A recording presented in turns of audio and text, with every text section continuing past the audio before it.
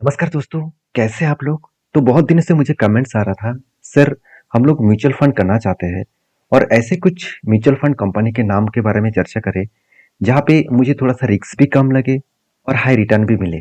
तो मैंने इस वीडियो में जो 3 कंपनी के बारे में चर्चा करूँगा, तीनों के तीनों ही अलग-अलग कैटेगरीज़ में हैं। अलग-अलग कैटेगरीज़ मतलब एक large cap type mutual fund है, दूसरा mid cap type mutual fund है, तीसरा small cap type mutual fund है। देखिए लार्ज कैप आपको प्रोटेक्शन देंगे, mid cap and small cap आपको high risk and high return देने वाले हैं।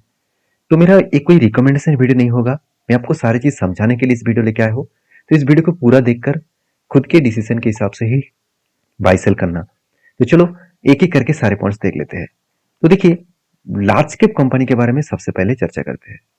देखिए लार्ज कैप इंडस्ट्रीज में सबसे बड़े जो कंपनी है और ट्रस्टेड जिस कंपनी को सबसे ज्यादा जाना जाता है वो है Nippon India large cap fund, और वो भी डायरेक्ट फंड। अभी देखिए डायरेक्ट फंड क्या होते हैं, अगर वो पता नहीं है तो मुझे कमेंट्स करिए, उसके ऊपर मैं डिटेल्स वीडियो आपको बना के दूंगा। तो देखिए यहाँ पे देखिए Nippon India large cap direct fund जो है उसका भी करेंटली जो प्राइस चल रहा है वो कितना है, करीबन 96 के आसपास। अभी इस कंपनी के मैं ऑल ओवर चार्ट देखूं तो देखिए कंपनी 2013 में इसका प्राइस था 14 रुपीज के आसपास, और आज कितना है 98 के आसपास, ऑलमोस्ट 100 के आसपास। तो किस तरीके से देखिए शानदार तरीके से मोमेंटम हुआ। तो इतना शानदार मोमेंटम क्यों हुआ, क्योंकि ये लार्ज कैप कंपनी है। तो इसके अंदर कौन सा कंपनी इंक्लूडिंग है सबसे पहले वो देख लेते हैं। देखिए एक एक करके पूरा डिटेल्स में दिखाऊंगा, प्लीज इस वीडियो को मिस मत करना क्योंकि इंपॉर्टेंट पॉइंट यहाँ पे ही आपको मिल जाएगा। देखिए 5 स्टार रेटिंग वाला कंपनी है और टोटल जो फंड साइज है करीबन 34,000 करोड़। कंपनी की जो एन मतलब एनएवी है वो 96, मतलब एनएवी का मतलब है एक शेयर का कीमत। अभी एक म्यूचुअल फंड का, इस म्यूचुअल फंड का एक यूनिट खरीदने के लिए आपको 96.39 रुपीज देना पड़ेगा। जब मैं वीडियो बना रहा हूँ तब प्राइस इतना है, आप जब वीडियो देखेंगे शायद चेंज हो सकते हैं, वो मैटर नहीं है। अभी देखिए इस मतलब म्यूचुअल फंड्स में सबसे बड़ी बात क्या है, सबसे बड़ी बात है कि टोटल जो इस कंपनी के ऊपर निवेश है, इस इस लार्ज कैप कैटेगरीज के जो म्यूचुअल फंड है निपॉन का, वहाँ पे 66 कंपनी है। अगर देखें हम लोग निफ्टी 50 में निवेश करते हैं तो वहाँ पे 50 कंपनी होगा, मगर यहाँ पे क्या है 66 कंपनीज है। उनमें से देखिए पॉपुलर कंपनी कौन सा है, H D F C, ICICI Bank, सबसे ज्यादा investment H D F C ऊपर की है। उसके बाद ICICI Bank, Reliance, ITC, Infosys, Larsen Toubro, State Bank of India, Axis Bank, Tata Power, Tata Consultancy Services, साथ ही साथ टाटा पावर, और भी देखिए सरकारी कंपनी कौन सा है, एनटीपीसी है। तो और भी Maruti Suzuki, HCL Tech, doctor Reddy. तो इस तरीके से लंबा सा लिस्ट आपको मिल जाएगा। जोमेटो जैसे कंपनी भी इसके अंदर है। तो जितने सारे लार्ज कैप कैटेगरीज कंपनी है वो इस कंपनी के, इस म्यूचुअल फंड फंड के अंदर आपको दिखेगा। तो टोटल 66 कंपनी है। तो आप कहेंगे सर क्या हमेशा इस तरीके से कंपनी अंदर रहते हैं? बिल्कुल नहीं। कभी कभी कंपनी खराब परफॉर्मेंस करने के टाइम में इस कंपनी को बाहर किया जाता है और दूसरे कंपनी को अंदर लेके आते हैं। तो ओवरऑल 66 कंपनी है, इसका लिस्ट आप देख सकते हैं, लंबा सा लिस्ट आपको मिलेगा। तो यहाँ पे देखिए पूरा का पूरा इक्विटी में ही 98% निवेश है, कैश मार्केट में 1.7% निवेश है। तो देखिए कहाँ पे कितना परसेंटेज निवेश है, सबसे ज्यादा फाइनेंशियल के ऊपर है, उसके बाद अदर्स के ऊपर 17%, एनर्जी के ऊपर 13%। तो इस तरीके से कुछ निवेश देखने को मिल जाएगा। तो मेन मुद्दे पे चले आते हैं कि कंपनी के जो रेशियोज है वो क्या है। देखिए पी रेशियो तो 26 है, चलो ठीक ठाक ही है, और पीवी रेशियो 4.8 है। कंपनी की जो अल्फा बीटा है वो भी ठीक लेवल में ही देखने को मिला, थोड़ा सा इधर उधर है। देखिए मार्केट आज टॉप लेवल में है तो थोड़ा सा तो चेंजेस होगा, तो फिर भी इस चीजों को देखने से अगर इस एसआईपी स्टार्ट करेंगे तभी कर नहीं पाएंगे। तो जो मेन मुद्दा है इस म्यूचुअल फंड का, वो सबसे पहले देख लेते हैं। वो मेन मुद्दा क्या है, वो है रिटर्न। कंपनी कितना रिटर्न दिया। अगर एक साल के हिसाब से देखा है तो कंपनी 35% रिटर्न दिया। और इस ये जो कैटेगरीज कंपनी है, इसी कैटेगरीज के बाकी जो म्यूचुअल फंड कंपनी है उसने 34% का रिटर्न दिया, तो अच्छा खासा रिटर्न मिला। 3 साल में भी देखें तो बहुत शानदार रिटर्न मिला, 20%, और बाकी कंपनीज ने एवरेज रिटर्न दिया 13%। तो ओवरऑल थर्ड पोजीशन में आ चुके हैं 3 साल में। 5 साल में देखिए 20% का रिटर्न दिया और एवरेज रिटर्न 16% के आसपास है, थर्ड पोजीशन में आ चुका है। अभी देखिए ऑल टाइम के हिसाब से देखा तो 17.2% का रिटर्न दिया। और अभी कंपनी देखिए बाकी सेगमेंट में कोई ऐसा प्लेयर नहीं है जो लास्ट 10 ईयर्स तक काम कर रहा है। तो लास्ट 10 ईयर्स में देखा है कंपनी 17% का रिटर्न। देखिए आप अगर आप निफ्टी 20 व निफ्टी 50 में निवेश करते हैं तो वहाँ पे आपको 12% 12 से 14% ही रिटर्न मिलते हैं। यहाँ पे 17% मतलब बहुत बढ़िया बात है।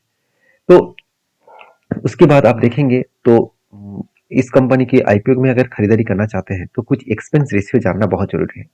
तो सबसे पहले बता दूं कंपनी के एक्सपेंस रेशियो है 0.67। तो अच्छा खासा एक्सपेंस रेशियो है।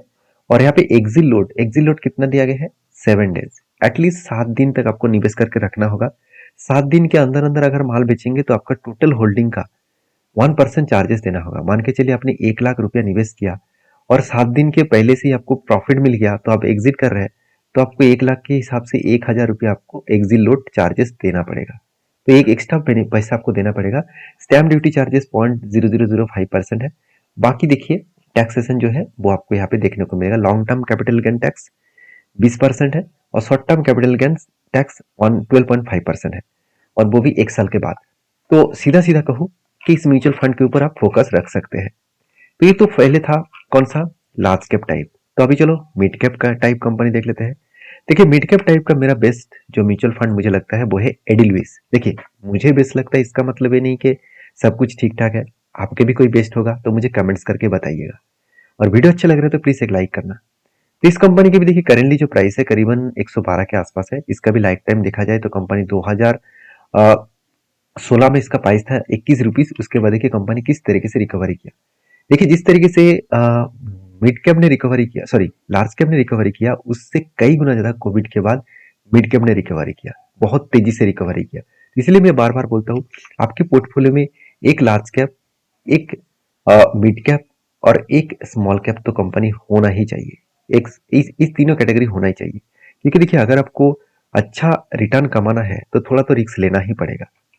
तो देखिए सबके बस की बात नहीं है। जो लोग पैशनेटिक है, जो लोग जानते हैं सब कुछ रूल्स को, तो वो जरूर काम करें। इसका रेटिंग 4 के आसपास है। करीबन 7,755 करोड़ के आसपास टोटल फंड का साइज है। और इसका नैप वैल्यू मतलब करेंटली जो प्राइस है 112 रुपीज पर यूनिट का शेयर का प्राइस है। और इस कंपनी के अंदर मतलब ये म्यूचुअल फंड के अंदर 77 कंपनी है। जैसे लार्ज लार्ज कैप निपोन के लार्ज कैप में कितना था 66 कंपनी, यहाँ पे 77 कंपनी है। जहाँ पे सारे के सारे देखा जाए तो ज्यादा से ज्यादा मिड कैप टाइप कंपनी है। जैसे परसिस्टेंट बहुत शानदार कंपनी है, डिक्सन बहुत शानदार कंपनी है, ट्रेंट बहुत शानदार कंपनी है, फिनटेक, सोलर इंडस्ट्रीज। देखिए मैं बहुत शानदार बोल रहा हूँ, इसका मतलब डायरेक्टली जाकर उस कंपनी को बाई मत कर लेना। तो देखिए इस कैटेगरीज में बहुत सारे वोल्टास जैसे है, इंडियन होटल्स जैसे है, सीजी पावर है, कमिंस इंडिया है। किस तरीके से अलग अलग कंपनी सबको देखेगा, टीवीएस मोटर, तो Ipca lab, JK cement, Bharat dynamic, HDFC asset management, तो लंबा सा लिस्ट आपको मिल जाएगा टोटल 77 कंपनीज का। तो पॉज करके वीडियो को देख सकते हैं। अभी चलो इसका भी मैं रिटर्न के बारे में सबसे पहले चर्चा कर लेता हूँ। उससे पहले कंपनी का वैल्यूएशन को देखो तो पी रेशियो बहुत हाई देखने को मिला है। और इसका कंपनी का रिटर्न देखिए, धमाका रिटर्न कंपनी दिया। 1 साल में 55% का रिटर्न दिया। और इस मिड कैप टाइप कैटेगरी जितने सारे म्यूचुअल फंड कंपनी है वो एवरेज मिलाकर 41% रिटर्न दिया। तो अच्छा रिटर्न मिला। उसके बाद 3 साल में भी देखिए 25% का रिटर्न दिया और बाकी एवरेज कंपनी 20%। इसलिए रैंकिंग में 4 नंबर में है और 1 साल में रैंकिंग में 2 नंबर में है। और 5 साल में कंपनी देखिए 31% का रिटर्न दिया और बाकी कंपनीज मिलकर एवरेजली देखा जाए तो सबसे हाईएस्टली 26% रिटर्न मिला। यहाँ पे भी 3 नंबर रैंकिंग में है। और देखिए ऑल टाइम हाई मतलब लास्ट 10 ईयर्स में कंपनी 23% के आसपास रिटर्न दिया। बहुत बढ़िया रिटर्न है, बहुत शानदार रिटर्न है। तो मेरे हिसाब से बेस्ट रिटर्न देखने को मिला। अब इस रिटर्न को चक्कर में ब्लाइंडली ट्रेड मत कर लेना। इसके एक्सपेंस रेशियो थोड़ा सा कम है, 0.40 है। तो यहाँ पे अच्छा खासा डेटा देखने को मिला। हाँ यहाँ पे एग्जिट लोड थोड़ा सा टाइम टेकन है। 90 डेज से पहले मतलब 3 मंथ से पहले अगर इस म्यूचुअल फंड को आप बेचते हैं तो आपको 1% का एग्जिट लोड देना पड़ेगा, मतलब एक्स्ट्रा पैसा आपको देना होगा। 1% आपको देना होगा इस एग्जिट लोड के कारण। 3 मंथ के पहले आप माल बेचेंगे तो। ये था सेकंड म्यूचुअल फंड। अभी थर्ड और लास्ट म्यूचुअल फंड के बारे में बात करूंगा, जिसका नाम है Quant small cap mutual fund. तो Quant small cap direct mutual fund, ये म्यूचुअल फंड बहुत हाई रिस्की है और हाई रिटर्न देने की कैपेसिटी भी रखते हैं। जैसे मैं इसका वर्ल्ड टर्म रिटर्न देखूं तो देखिए कितना रॉकेट की तरह भागा। पहले तो कुछ परफॉर्मेंस हुआ ही नहीं था, उसके बाद कोविड के बाद जो रॉकेट दिखा ना, हर कोई लोग चौंक गए। क्योंकि जब लिस्टिंग हुआ 2013 में तब इसका प्राइस था सिर्फ 34 रुपीज और आज कितना है, आज इसका प्राइस है करीबन 290 के ऊपर, 300 के ऊपर चला गया था। तो सोचिए कितना रॉकेट की तरह भागा। और इसका भी देखिए टोटल फंड साइज कितना है, बहुत बड़ा फंड है, 26,000 करोड़ के आसपास है, पुराना म्यूचुअल फंड है। तो 4 स्टार रेटिंग देकर कंपनी चल रहा है।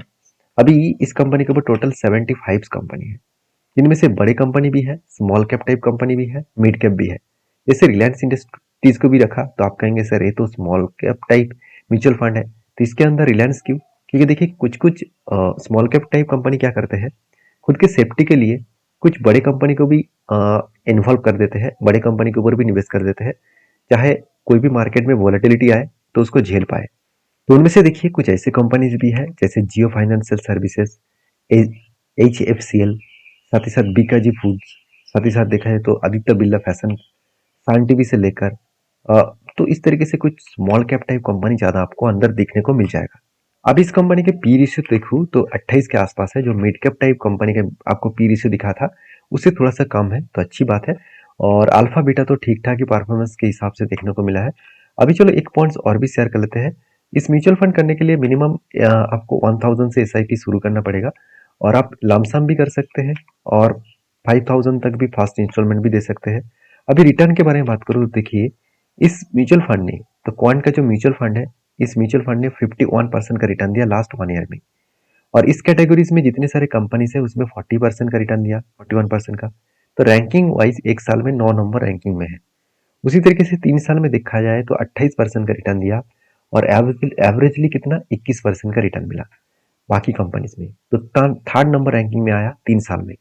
और 5 साल में कंपनी एक फर्स्ट पोजीशन में आया क्योंकि जबरदस्त रिटर्न मिला 47% प्लस, और उस कैटेगरीज में सिर्फ 30%। तो सोचिए कितना तगड़ा रिटर्न मिला।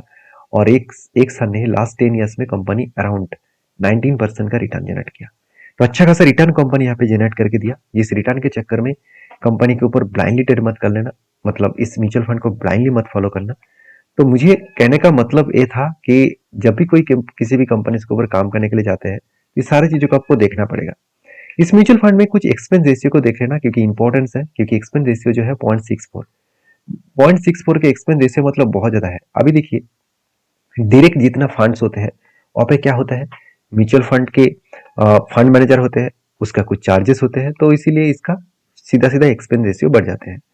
जो एक्टिव फंड्स होते हैं, एक्टिव फंड में फंड मैनेजर का कोई काम नहीं है, तो इसीलिए उसका एक्सपेंस रेशियो कम हो जाते हैं। तो आप मुझे कमेंट्स करिए डायरेक्ट फंड और एक्टिव फंड में अंतर क्या है, उसको किस तरीके से फाउंड आउट किया जाए, और ऐसे कितना डायरेक्ट फंड्स है, कितना एक्टिव फंड्स है, कौन सा एक्टिव फंड बेस्ड है, कौन सा डायरेक्ट फंड बेस्ड है। अगर वो मुझे पूछना चाहते हैं तो कमेंट्स करिए, मैं उसके ऊपर डिटेल्स वीडियो आपको शेयर करूंगा। और इसके एक्सपेंस रेशियो देखिए तो वो तो पता चल गया। अभी एक्सिल लोड देखिए, ये बहुत इंपॉर्टेंट है। बाकी कंपनी से क्या था, लार्ज कैप का 1 हफ्ता था, अभी मिड कैप का करीबन 3 मंथ्स था, अभी यहाँ पे स्मॉल कैप का कितना है, 1 साल है। तो अराउंड 1% चार्जेस लगेंगे आपका टोटल फंड का, अगर 1 साल के अंदर अंदर आपने माल बेचा। तो 1 साल के अंदर अंदर माल बेचेंगे तो 1 लाख के अगेंस्ट में आपको 1,000 रुपया चार्जेस एक्स्ट्रा देना पड़ेगा।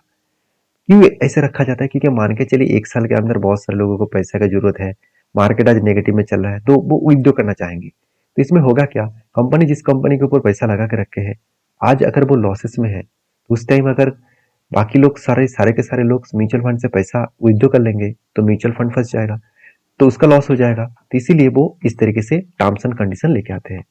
तो सारे पॉइंट्स मैं आपके साथ शेयर किया हूँ। आप मुझे कमेंट्स करके बताना इस तीनों कंपनी से कौन सा बेस्ट है, जो मुझे कमेंट्स करके बता सकते हैं। हाँ, अगर इस तरीके से म्यूचुअल फंड को खरीदना है तो आप नीचे लिंक्स दिया गया है इस अपस्टॉक का एंड जीरोधा का, वहां पे जाकर डीमैट अकाउंट ओपन करिए, और उसके बाद वहां से जाकर म्यूचुअल फंड को कंटिन्यू करिए, मतलब आप एसआईपी को स्टार्ट करिए। देखिए एसआईपी का जो पावर है उसके ऊपर मैंने डिटेल से एक वीडियो बना के दिया हूँ। अगर आप और भी डिटेल वीडियो चाहते हैं तो मुझे कमेंट्स करके जरूर बताइए। मिलते नेक्स्ट वीडियो में, तब तक के लिए धन्यवाद।